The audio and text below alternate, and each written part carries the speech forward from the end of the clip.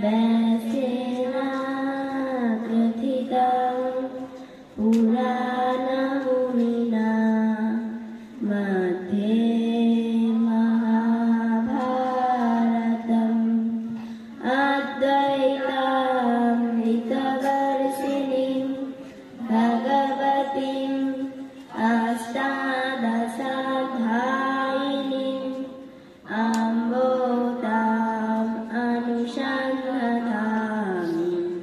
भगवद्गीते भगवद्वेषिणी वसुदेवसुतं देवं कंसचाणूरमर्दनं देवकी परमानन्दं कृष्णं वन्दे जगद्गुरुं श्रीभगवानुवाच कर्मण्येवाधिकारस्ते मा फलेषु कदाचन मा कर्मफलहेतुर्भूः मा ते सङ्गस्तकर्मणि आपूर्यमाणम् अचलप्रतिष्ठं समुद्रमापः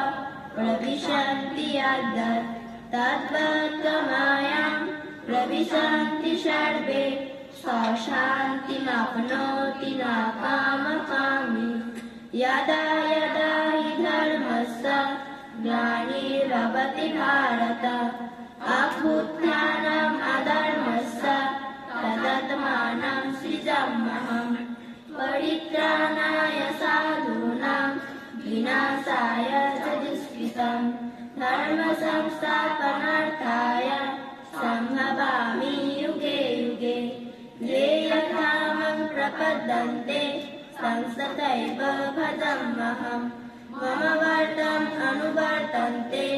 मनुष्याः पार्थ सर्वशः ब्रह्मार्पणं ब्रह्महवि ब्रह्माग्नौ ब्रह्मणाहुतं ब्रह्मैव तेन गन्तव्यं ब्रह्मवकर्म समाधिना उत्तरेदन्मनद्मानं मदमानम् अवसादयेत् आत्मैवो हि आत्मनो बन्धुः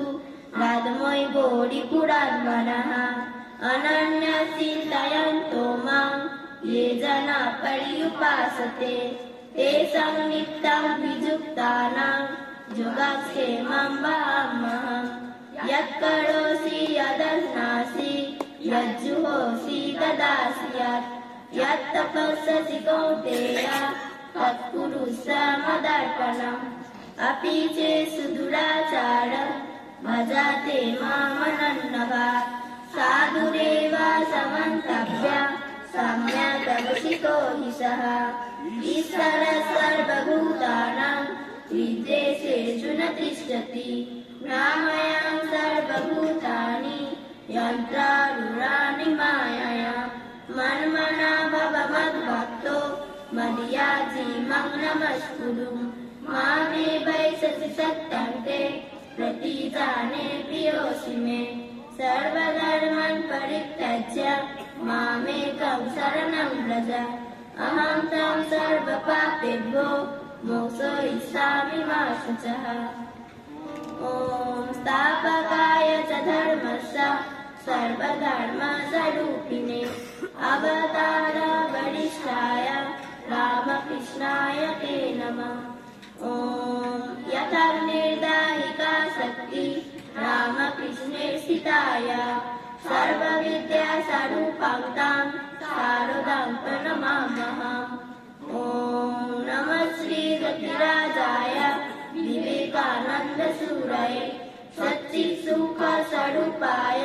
स्वामिने तापहारिणे